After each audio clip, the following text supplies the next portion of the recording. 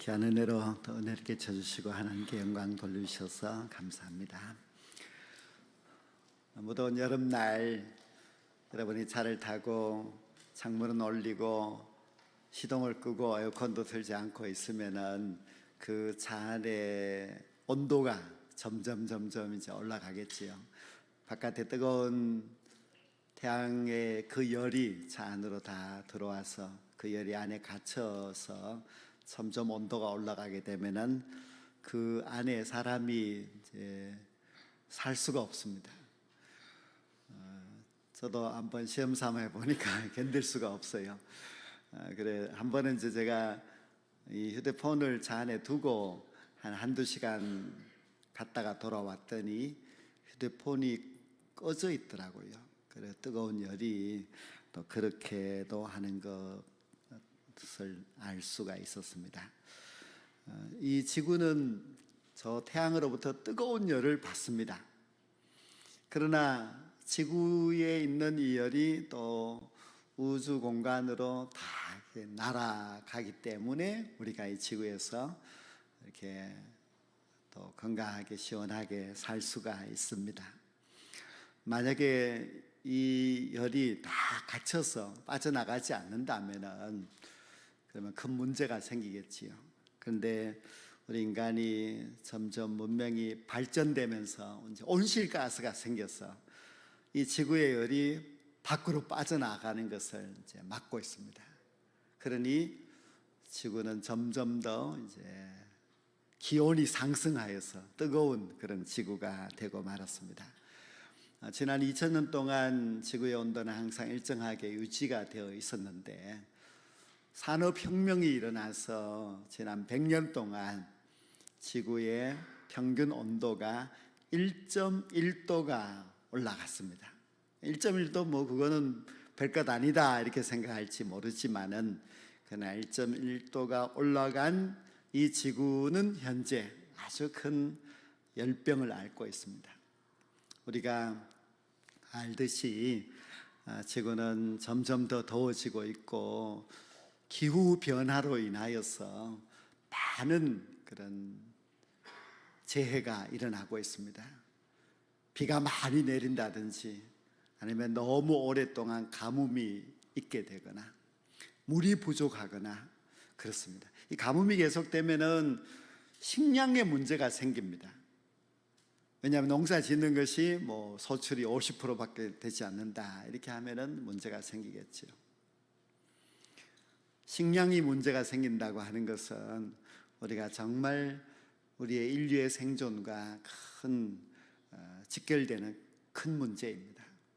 또 점점 온도가 올라감으로 인하여서 저 남극, 북극의 빙하들이 이제 녹기 시작합니다.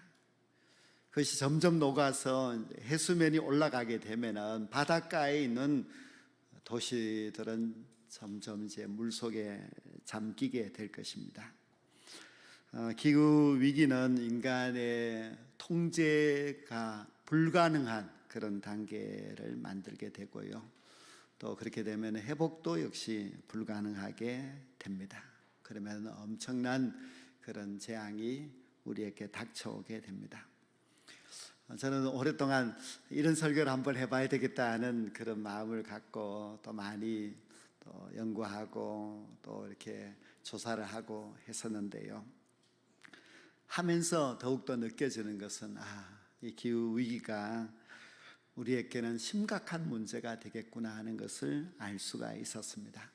아마 우리 성도님들 가운데서도 관심이 많으셔서 여기에 대해서 또 공부도 하고 또 알기도 알고 해서 아마 환경에 대하여서 저보다도 더 많이 알고 환경보호 운동에 또 동참하고 있는 그런 분들도 계시는 줄 압니다.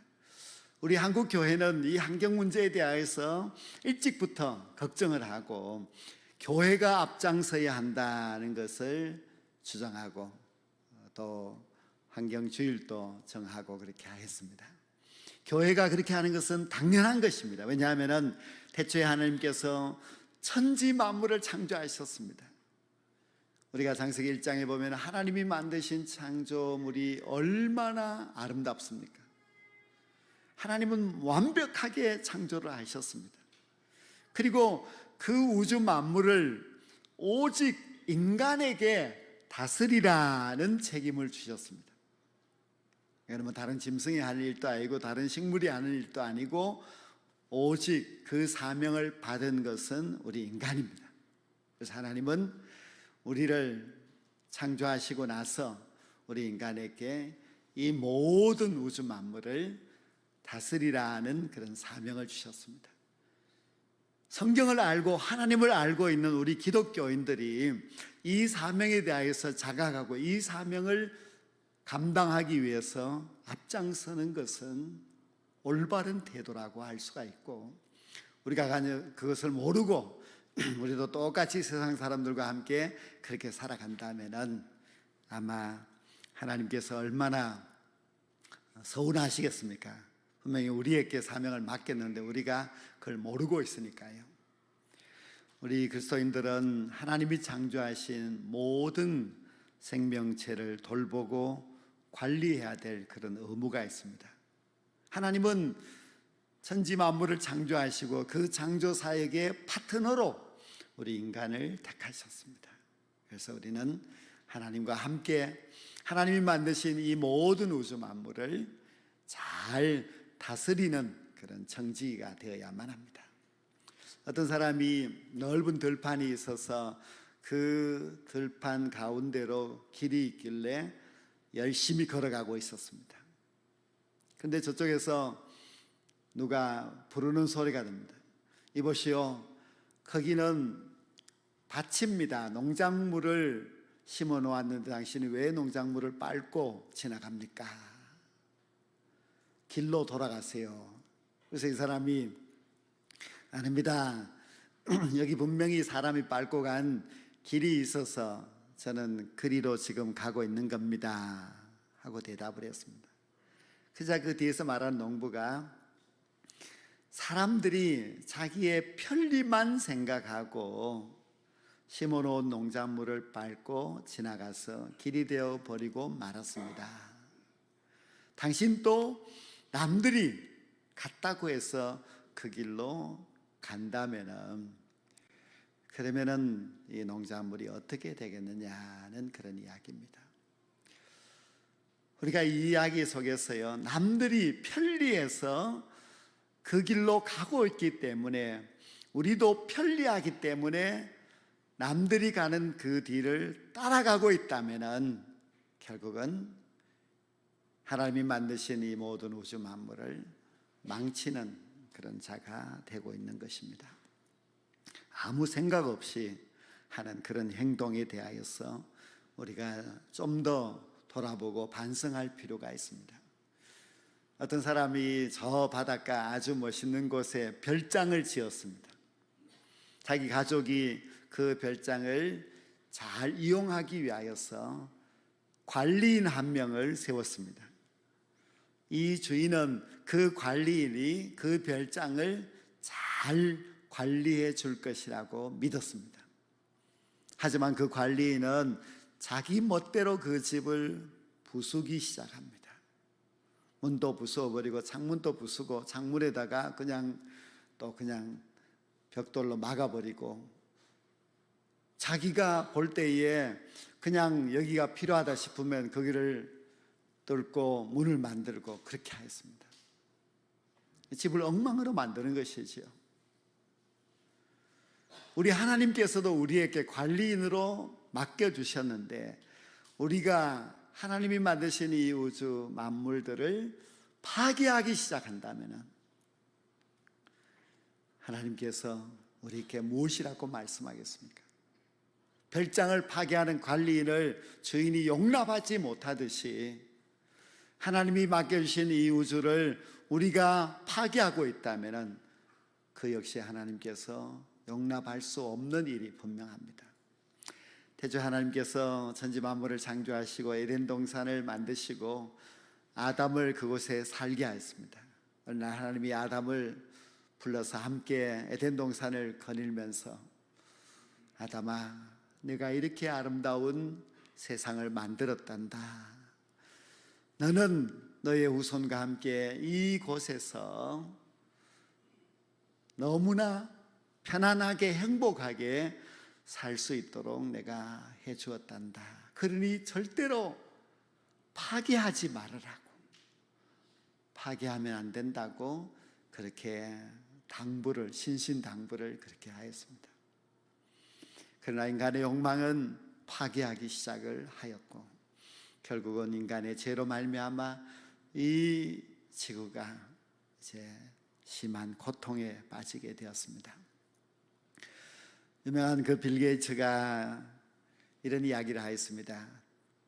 다음에 올 바이러스는 6개월 만에 지구에 3천만 명을 죽게 할 것이라고 했습니다. 우리가 코로나 시대를 경험하고 지나왔기 때문에 빌 게이츠의 그 말이 그냥 헛된 말이 아니라 그럴 수도 있겠구나 하는 그런 두려움을 가지게 됩니다. 에볼라 바이러스가 오래전에 이제 생겼는데요. 아프리카 콩고에서 시작이 되었습니다. 캐나다 연구진이 연구를 해봤습니다. 왜 그렇게 되었을까? 인간은 점점 자연이 동물이 살고 있는 것을 파괴하면서 들어갑니다.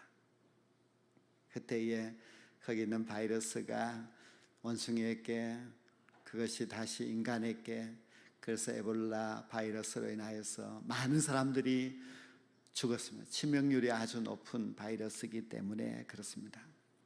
현재 남극의 빙하도 이제 점점 급속도로 녹고 시작하고 있는데요. 그 빙하가 녹게 되면 거기에서도 역시 바이러스가 많이 이제 나오게 된다고 그렇게 학자들이 이야기를 합니다. 하나님께서는 천지 만물을 창조하실 때에 구분을 잘 하셨습니다. 하나님은 낮과 밤도 구분하셨고 육지와 바다도 구분하시고 또 모든 동물들도 종류대로 창조하시고 모든 식물들도 다 종류대로 창조를 하셨습니다. 하나님은 질서의 하나님이시기 때문에 경계를 정하시고 그 경계 안에서 살게 하셨습니다. 그러나 인간은 욕심이 너무너무 많기 때문에 인간은 자꾸만 이제 넓혀갑니다. 사람이 살 수 있는 것을 경제 개발을 통해서 넓혀가게 됩니다. 사람들은 더 경쟁적으로 나라들마다 잘 살기 위하여서 그렇게 끊임없이 개발하여 나아가고 있습니다. 결국 인간의 탐욕이 그 경계를 무너뜨리면서 결국 하나님이 만드신 이 모든 우주 만물을 막 뒤죽박죽을 만들어 버리고 맙니다. 하나님은 질서 있게 잘 구분해 놓으셨지만은 우리 인간은 그 질서를 다 파괴를 하고 말았습니다. 그러므로 인하여서 결국은 그 모든 화가, 재앙이 우리 인간에게 다시 돌아오고 있는 것을 우리가 느낄 수 있습니다. 어떤 부모님이 멀리 이제 떠나시면서 둘 형제에게 그 집을 이제 맡기고 갔습니다. 형에게 특별히 동생을 잘 돌보라고 당부를 하고 갔습니다. 이때 형이 그 동생과 그 집을 맡아서 잘 관리하는 법은 이제 두 가지가 있습니다. 첫 번째 방법은 아주 소극적인 방법인데요. 그것은 동생을 못 살게 굴지 않고 동생과 함께 그냥 사이좋게 먹을 거 먹고 또 잘 거 자고 그렇게 지내는 방법입니다. 두 번째 방법은 좀 적극적인 방법인데요. 우리 부모님이 계시지 않으니까 우리 그동안 집안 정리와 청소를 좀 하자. 아니면은 저 마당에 풀들을 다 뽑아내고 우리가 좀 예쁜 꽃들로 심어서 부모님이 돌아왔을 때에 굉장히 기뻐하도록 우리가 한번 해보자. 그렇게 하는 방법이 있습니다. 물론 하나님이 주신 이 모든 우주 만물을 우리가 파괴하지 아니하고 소극적인 방법으로 관리해 나가는 것도 잘하는 것입니다. 그래서 좀 더 적극적으로 하나님이 창조하신 이 세계를 잘 관리하여서 우리와 또 우리의 후손들이 다 잘 살 수 있도록 만드는 것, 그것도 더 좋은 방법이 아니겠습니까? 어떤 두 사람이 산길을 걸어가고 있었는데요, 야생화가 예쁘게 피어 있었습니다. 한 사람이 너무 꽃이 예쁘다고 그것을 한 다발 꺾어서 자기 집에 가지고 가고 싶어서 꺾기 시작했습니다. 그래서 한 사람이 꺾지 말라고 합니다. 이 길을 지나가는 모든 사람들이 다 당신과 같은 생각을 한다면 여기에 있는 야생화 꽃은 금방 사라질 것이고, 그 다음에 오는 사람들은 그 아름다운 꽃을 구경하지 못할 것이라고 했습니다. 그것을 꺾지 아니하고 모든 사람들이 아름다운 꽃을 볼 수 있도록 만드는 것, 그것이 아주 소극적이지만은 그래도 하나님의 창조 세계를 잘 지키는 법입니다. 어떤 한 사람이 시골길을 걸어가고 있었는데요, 한 농부가 나무를 심고 있습니다. 그래서 가까이 다가서 무슨 나무를 심습니까? 쥐엄나무를 심고 있다고 했습니다. 당신이 그 조그마한 묘목을 가지고 심어 놓으면 그것이 자라서 나중에 열매가 되어서 당신에게 혜택을 주려면 얼마나 시간이 걸립니까? 70년이 걸린다고 했습니다. 70년 후면 당신이 죽고 없을 것인데 왜 그 나무를 심습니까? 우리의 조상들이 이 나무를 심어서 내가 지금 혜택을 보고 있듯이 내가 심어 놓은 이 나무가 우리의 후손들이 반드시 혜택을 볼 것이라고 믿기 때문에 내가 이 나무를 심고 있다고 했습니다. 그런 마음이 정말 우리에게 너무너무 필요합니다. 많은 사람들은 기후 위기에 대해서 이야기를 하여도 별로 공감하지 아니합니다. 왜냐하면 50년 후, 30년 후 이렇게 말하니까 그때 되면 나는 이 세상에 살고 있지도 않을 것인데, 그런 생각이 많습니다. 그래서 그냥 이렇게 살다가 나는 죽으면은 그 다음에 어떻게 되겠지, 그런 마음을 갖습니다. 그것은 참 기독교적인 그런 마음은 아닙니다. 우리 하나님께서는 우리를 관리자로 임명하셨기 때문에 우리 모든 기독교인들은 우리의 후손, 우리의 다음 세대를 생각하면서 이 지구를 관리해 나가는 것이 옳습니다. 마치 지엄나무를 심는 그 농부와 같이 나만 생각하지 않고 우리의 후손들이 이 땅에서 걱정 없이 살아갈 수 있도록 만들어주는 것, 그것이 또한 우리의 사명입니다. 지금 전체 지구의 그 평균 온도가 1.1도 상승을 하였다고 하였지요. 그런데 1.5도가 이제 마지노선이라고 생각하고 이것을 지키기 위하여서 전 세계가 지금 함께 노력하고 있습니다. 그 탄소 중립을 서로 의논하고 그리고 그 일을 위해서 최선을 다해서 실천하자고 이제 다짐하고 있습니다만은, 그러나 이게 나라마다 다 다르기 때문에 그것이 결코 쉽지 않습니다. 쉽지 않다는 것은 이제 얼마 되지 않으면은 기후 평균 온도가 이제 1.5도 이상으로 올라가게 되고 그것이 2도가 되고 이렇게 하면은 이 지구상에서 우리는 더 엄청난 재앙을 맞이하면서 살아가기가 어려운 그런 땅이 되어버리고 맙니다. 옛날 바울 사도가 로마서 8장에서 이런 말씀을 하였습니다. 피조물이 다 이제까지 함께 탄식하며 함께 고통을 겪고 있는 것을 우리가 안다고 했습니다. 그러면서 피조물이 고대하는 바는 하나님의 아들들이 나타나는 것이라고 했습니다. 우리 인간의 죄로 말미암아 피조물들이 다 고통, 탄식을 하고 있습니다. 그 피조물들이 고대하는 바가 무엇인가 하면 하나님의 아들들이 나타나는 것입니다. 하나님의 아들들이 누구냐 하면 하나님의 이 창조의 질서를 알고 하나님이 관리자로 우리를 세웠다는 것을 깨닫고 이 하나님이 만드신 지구를 잘 관리할 수 있는 그런 뜻이 있는 기독교인들이 나타나기를 모든 피조물들이 기대하고 있다는 그런 말씀입니다.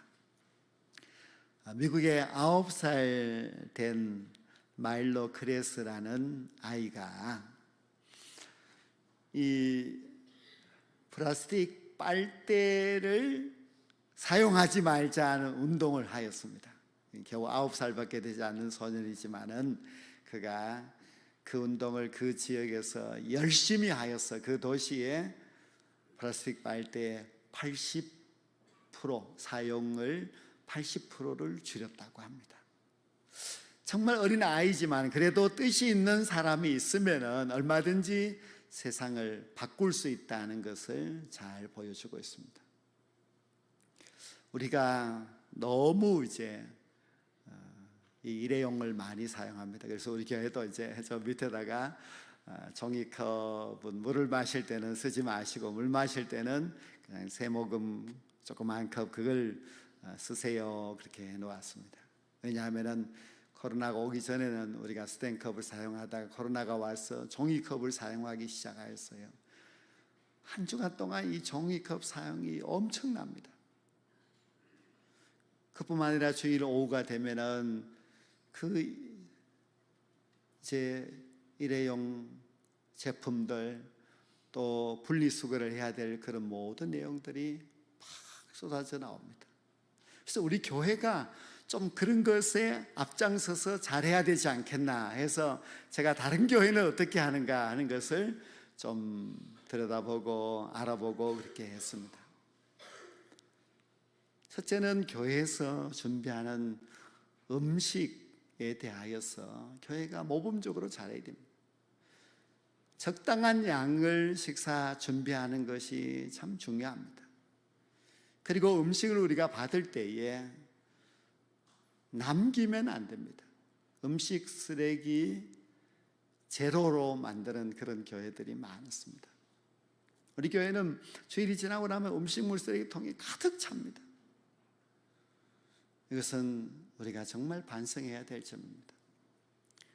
또 제가 다른 교회에 보니까요, 남는 반찬을 조그마한 봉지에 싸서 1,000원에 판매를 합니다. 필요한 사람들이 사가지고 가고 그 돈을 가지고 어려운 사람들을 돕도록 합니다. 우리 주방 담당자들이 좀 연구하면 좋겠습니다. 왜냐하면 남는 반찬을 누가 가져갑니까? 그 사도행전 6장에 보면은 히브리파 유대인들이 가져가고 헬라파 유대인들은 원망만 합니다. 교회 안에서도 그런 일이 생기지 아니하도록 우리가 잘 대처해야 됩니다. 모든 부서마다 분리수거를 적극적으로 해 주셔야 됩니다. 그냥 한꺼번에 다 같이 버리면 안 됩니다. 그리고 이면지를 사용하고 어떤 교회는 보니까 난방 온도를 막 26도로 다 통일시켜서 그렇게 하기도 하고 또 쓰지 않는 플러그는 다 뽑아 놓고 합니다. 교회만 그렇게 하는 것이 아니라 이제 그것이 온 성도들에게 이제 홍보가 되어서 가정들마다도 그렇게 하는 교회들이 많이 있었습니다. 우리는 정말 하나님이 주신 이 지구를 잘 지키기 위해서는 우리가 먼저 앞장서서 실천을 해 나가야만 합니다. 기독교인이 환경운동을 하는 것은 신앙입니다. 왜냐하면 하나님께서 하라고 하셨기 때문입니다. 하나님께서 우리에게 성경도 열심히 읽고 예배를 열심히 드리고 기도도 열심히 하라 그런 것도 말씀하셨지만은 하나님이 만드신 이 우주 모든 만물들을 다스려라 하는 것도 우리에게 주신 사명이기 때문에 우리가 모범적으로 잘해야만 합니다. 중요한 것은 아는 것이 아니라 실천입니다. 실천하는 한 사람이 있으면은 얼마든지 하나님이 만드신 세계를 더 아름답게 지켜 나아갈 수가 있습니다. 노마스의 말씀처럼 탄식 중에 있는 이 지구가 하나님의 자녀, 즉 모든 환경을 생각하고 하나님의 뜻을 따라서 좋은 관리자로 살아가기로 다짐하는 그리스도인들이 나타나게 될 때에 이 점점 기후 위기로부터 위험에 빠져가고 있는 이 지구를 지켜나갈 수가 있습니다. 하나님의 뜻을 깨닫고 실천하는 그리스도인이 필요합니다. 그리고 변화된 생활 습관을 통하여서 이 창조 세계를 아름답게 지켜나가는 우리들이 되어야만 합니다. 이것이 하나님이 기뻐하시는 일이고 우리 모든 기독교인들이 그 일에 앞장섬으로 말미암아 이것이 곧 이 세상을 구원하고 그리고 하나님의 영광을 드러내는 빛의 사명자라고 할 수가 있습니다.